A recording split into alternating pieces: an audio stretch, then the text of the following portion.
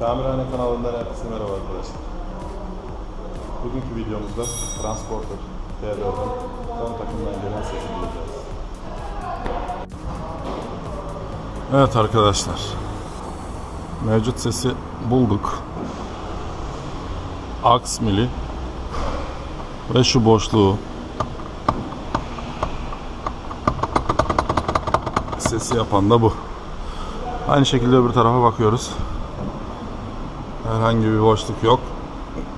Gidip gelme de yok. Yani diyeceğim o ki sağ taraf dış aks kafası. Normalde virajlarda, dönüşlerde yapar ama bu yüke bindirdiğin zaman düz yollarda da aynı sesi yapıyor. Şakır şakır şakır diye vuruyor. Şimdi aksı söküp onaracağız arkadaşlar. Bu aşamayı göstereceğim size.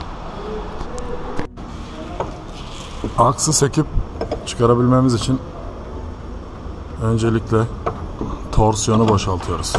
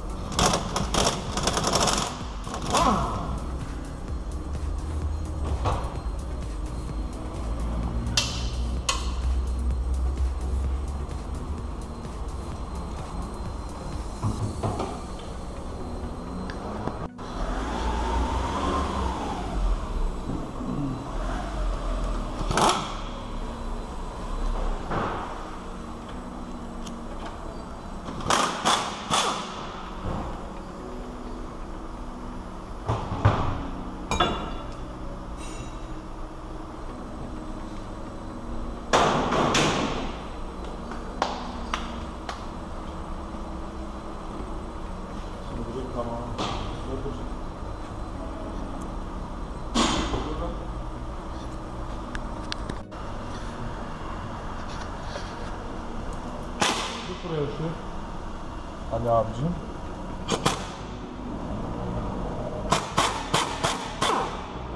Küçük tabancamız dar yerlerde 10 numara. Herkese tavsiye ediyorum.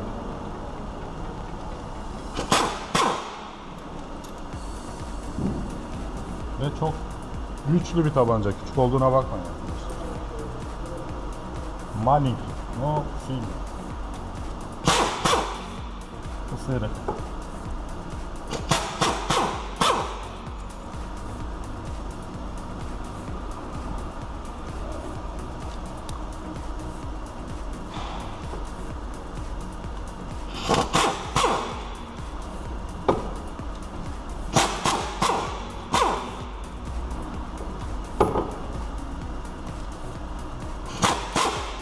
Evet, sıyrık olan kuvantamıza şimdi farklı bir formül uygulayacağım. Sizlere de göstereceğim. Normalde buraya göster. 8 alyan ama sıyırmış bizden önce. Nasıl çekeriz onu göster.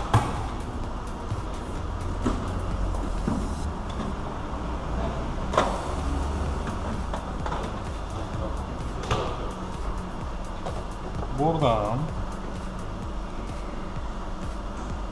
bu kaç bizim? 10 mu? Bunu alıyoruz. Işığı da ister. M10. Yo, M9'muş. Pardon, M9. Normalde M10'u çakıyoruz ama M9'da kurtaracaktır.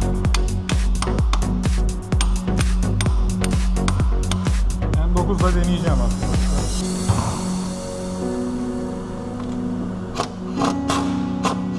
M9 küçük yerde yani olacak.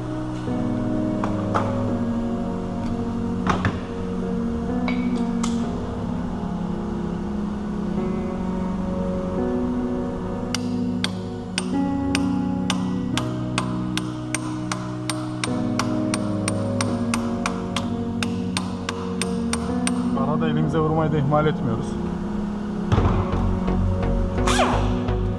Sakin bir şekilde.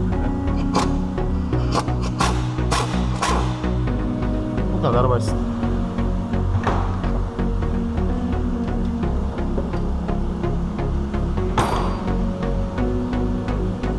Arkasımızı şöyle yatırarak alıyoruz. Yamayı nasıl alacağız? Sizlere de göstereceğiz. Bakın sen. Lokmayı aynı şekilde orada bırakacağım. Büyük ihtimal cıvata yoktur.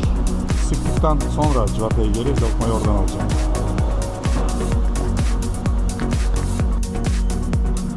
Sizlere tezgahta da göstermek istedim arkadaşlar. Boşluğu.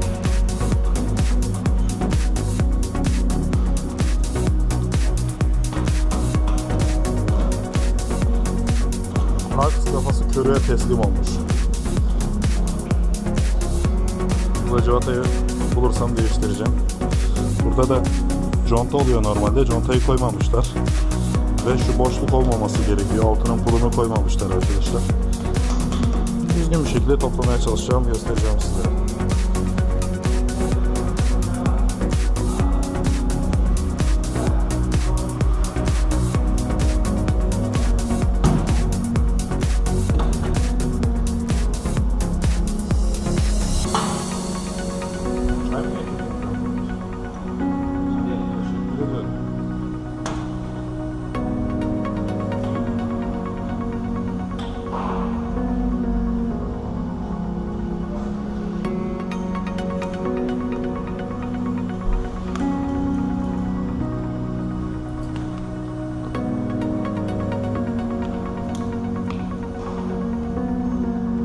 Körük ve kireççiler yeni aks kafasında zaten çıkıyor. Onun için çok da nazik davranmıyor. Zaten çöp atacağım. Körük çok yumuşamış.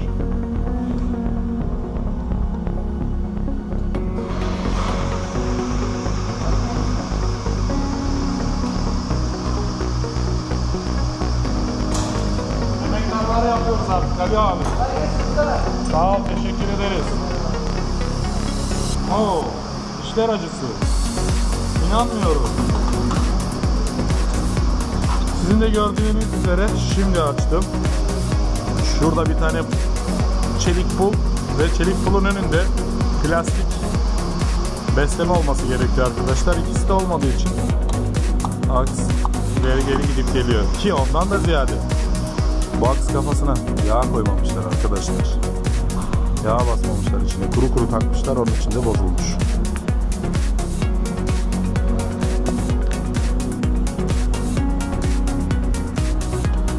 Aynı şekilde iç aks kafasında da boşluk ve aynı zamanda su almış arkadaşlar. Paslı gözüküyor.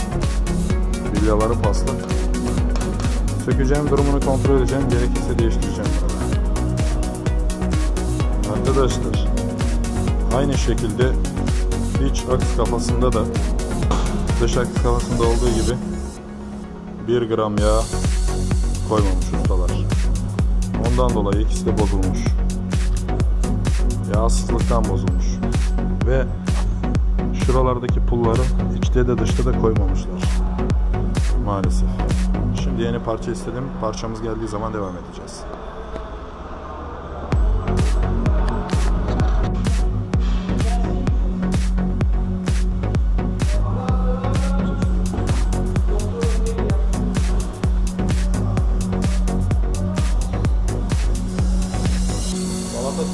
Her derde devam.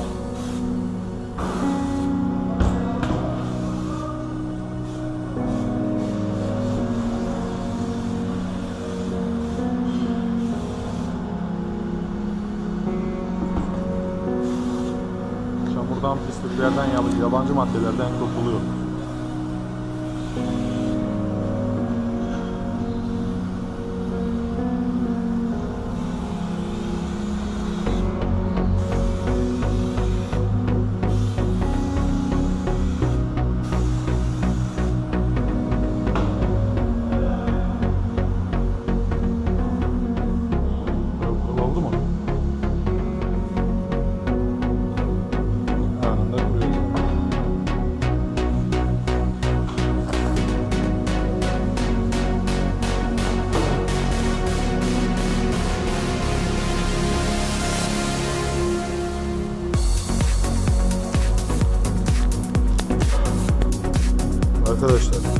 Körü daha çok ortaya çıkıyor. Şöyle göstereceğim. Dipteki plastik ve çelik pul olmadığı için akız şuradan geride çalışmış. Yani azıcık daha geri çıkmış olsaydı zaten bu kafayı sıyırırdı ki sıyırıyor. Bunu çok gördük. Yani demek istediğim o ki buradaki çelik pul ve plastiğin önemi büyük. Çelik pul yay görevi yapıyor. Plastikte ses yapmaması için geriye bir destek sağlıyor ki burada boşluk oluşmasın, ses yapmasın. Ama toplayan arkadaş büyük ihtimal bilmiyordu. Ki bilseydi zaten aks kafasına yağ basardı. Bunları takmamış. Yağ da basmamış. Aynı şekilde içeriye de yağ basmamış. İç kafayla değiştireceğim. Yağsızlıktan o da bozulmuş. Bayağı bir boşluk var. Aynı şekilde arkadaki kulubunun da yok. İkisini de değiştireceğim. Toplama aşamasını sizlere göstereceğim. Şu saçlı komple şeylisini alırım ben. Ama bu kafa değiştireceğimiz şey. GKN olsun, körüğü ayrı olsun, sorun yok. Evet arkadaşlar. Volkswagen'in de kullanmış olduğu GKN marka. Görüyorsunuz contası da var. Parçalarımız geldi. Onların kontrolünü yapıyorum. Evet, en önemlisi civatalarımız artık var. 2, 4, 6 tane. İç kelepçe orijinal bir şekilde. 2 tane de yağ koymuşlar. 2 tane zaten yeterlidir. Dış kafaya da bakalım.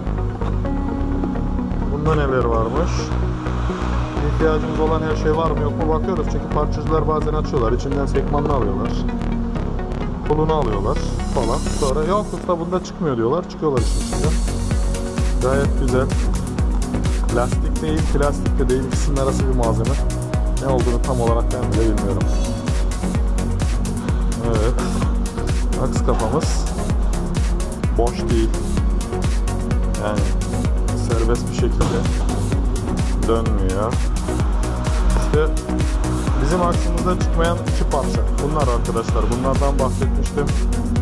GKN marka içinde var. Sekmanı var. İç kelepçe.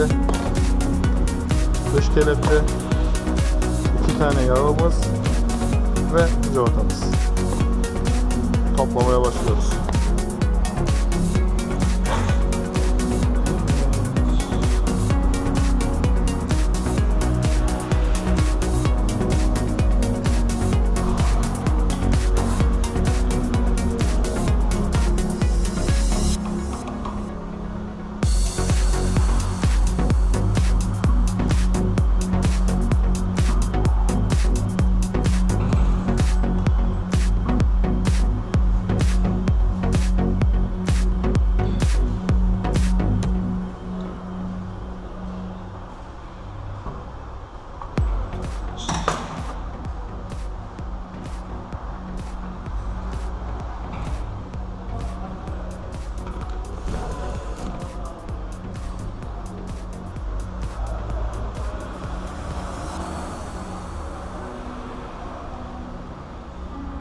Arkadaşlar iç körüklerimizin iç kısmında kelepçe olmuyor. İki taraftan boğma şeklinde lastikli ve şurada küçücük bir deliği var. Buradan herhangi bir hava oluşursa çıksın diye.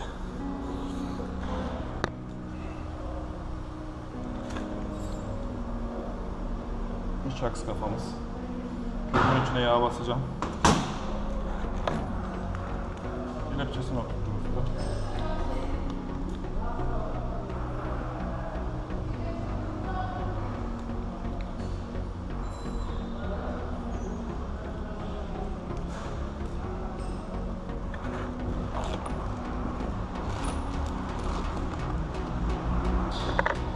Yeterli. Arkadaşlar yağları basarken körüğün kafaya basacak noktalarına yağ gelmemesine dikkat ediyoruz. Nedeni de şu. Taktıktan sonra kelepçe dahi sıksak yağlı olan bölge kayarak çıkma yapabiliyor. Evet. Şimdi bunu tutturup boşluğunu kontrol edeceğim.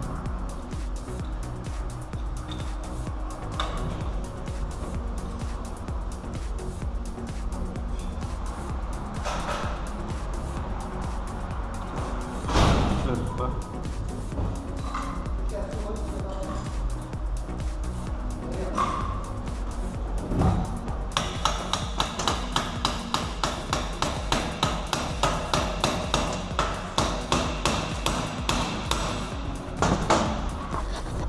Gördüğünüz gibi burada herhangi bir boşluk kalmadı. Sekman burada. Oturacak mı? Oturuyor. Oturuyor mu? Tamam.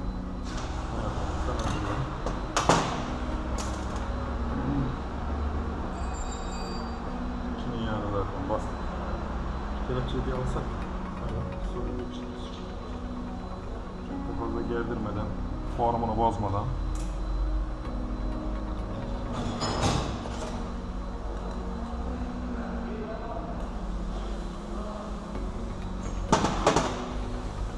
Yardım et. Çok da fazla bastık.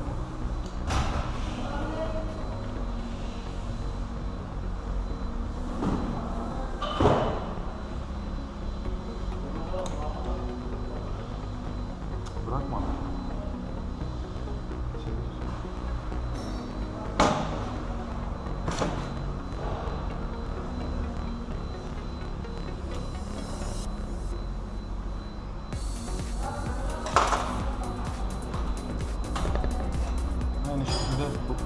Aynı şekilde burasına da yağ var.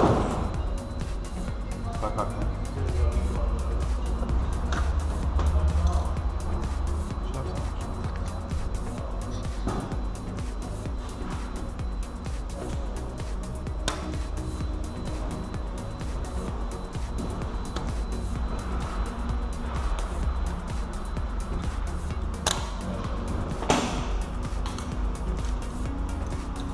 Sekmanımız oturdu. Herhangi bir boşluk yok. Daha sonra buraya da yağ. Daha sonra buraya da yağ süreceğiz takarken. Kelepçemiz nerede? Kelepçeyi sıkıyoruz. Her taraf oturmuş.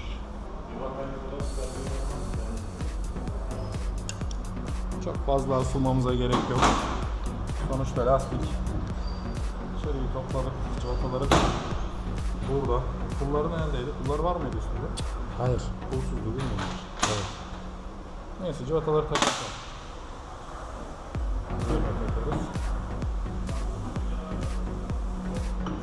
Şöyle yaparsak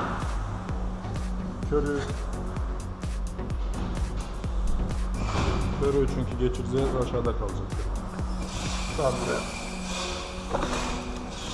körüğümüz.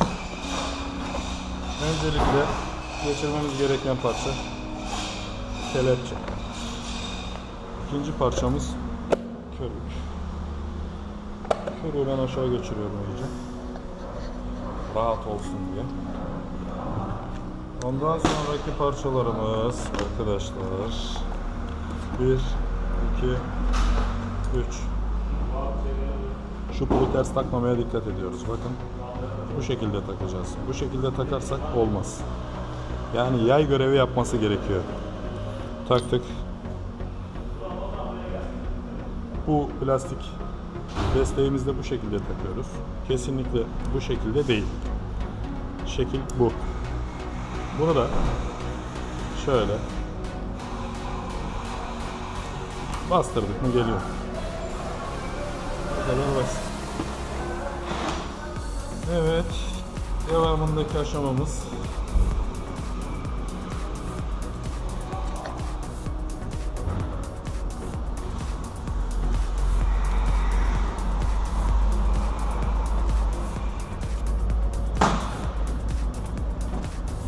arka tarafı açık olduğu için civatayı tutturuyorum.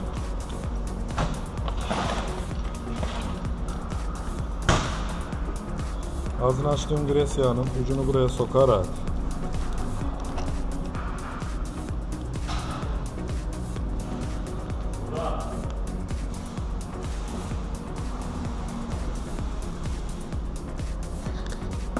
içine yağ bastım. Onu da ver usta. Yarım da o. Kalan yağları da içine basıyorum. Misketlerin kenarlarından yağ çıkana kadar yağ basıyoruz arkadaşlar.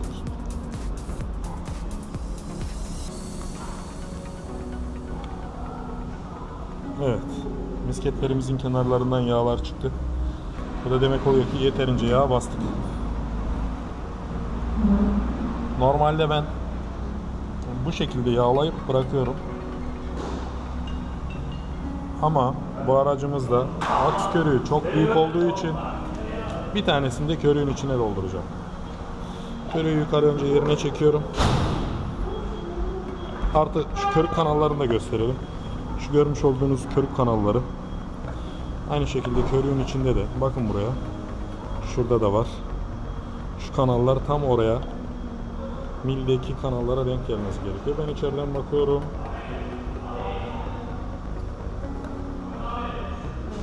Evet, şu anda tam kanalında. Zaten rahat dönüyor ve hiçbir yere gitmiyor. Normalde orada kanal olmamış olsa döndürdüğünüz zaman yukarı ya da aşağıya hareket eder.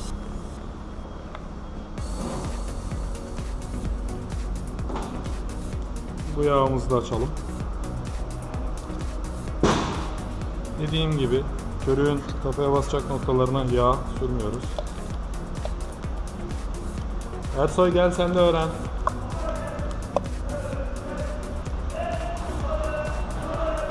Adamlar bir aks toplamış. Ne sekman ne yağ, hiçbir şey yağlamamışlar bile. Ondan sonra insanlar diyorlar ki Allah kimseyi sanayiye düşürmesin. Haklılık payları da yok değil yani. Böyle ustalarla maalesef haklılar. Evet, şimdi dikkatli bir şekilde şurası düz paralel.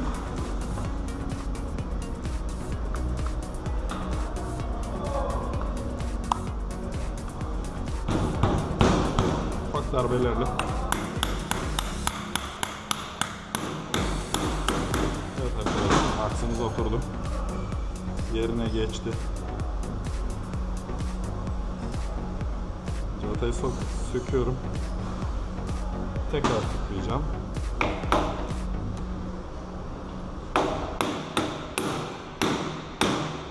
Zaten o tok geliyor artık.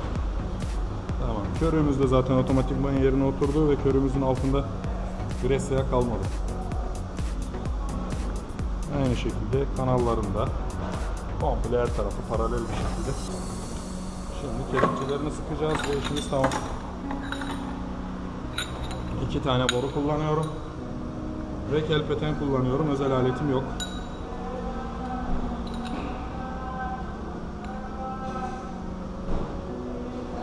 Kelepçe tam yuvasında olduğuna emin olalım. Çünkü sıktıktan sonra artık vakit geç olmuş oluyor. Buna çok asılabiliriz. Çünkü bayağı sert bir kelepçe. Az önceki gibi değil. Bu da aynı şekilde kelepçe yuvasında, körük kanalında sert kelepçe olduğu için bunu da sıktık fazla bir şekilde. Kafayı çevireceğim yağ atmasın diye civatayı tutturuyorum. Evet arkadaşlar, olması gereken bu. Ve boşluk bakıyoruz var mı? En ufak bir boşluk kalmadı. Aynı şekilde altta da en ufak bir boşluğumuz yok yani. BKN bizim firmamız. Reklamını yapmıyoruz ama aksımız hazır takmaya. Cıvatalarını yerine geçiriyoruz ve üzerine monte edeceğiz. Sökülüşünü zaten gördünüz. Takılması da aynı şekilde en sondan başlayarak başa doğru gideceğiz. Herkese kolay gelsin. Bizi izlediğiniz için teşekkür ederim. Kanalımıza abone olmayı ve izlediğiniz videoları beğenmeyi veya beğenmemeyi, yani çektiğimiz videoları beğenmiyorsanız dislike da yapabilirsiniz arkadaşlar. Sorun yok. Kendinize iyi bakın. İyi günler. Herkese kolay gelsin.